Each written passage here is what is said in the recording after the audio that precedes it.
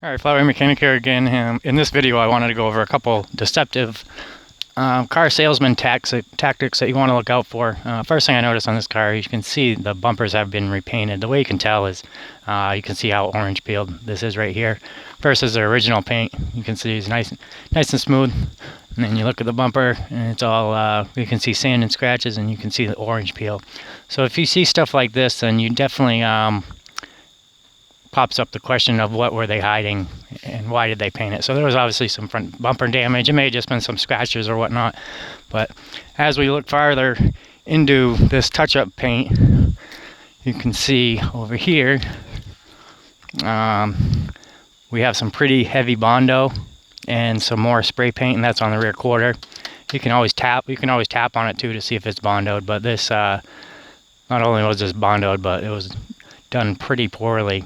Also, a good method to tell if people have Bondoed things is take like a real light fridge magnet, like a credit card type magnet that you'd put on your fridge.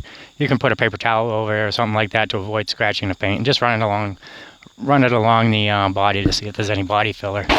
But another thing that was very alarming to me on this is I actually hooked the scan tool up to it the other day. Well, shortly after they bought it, they had a check engine light that came on, and it was setting some evap codes.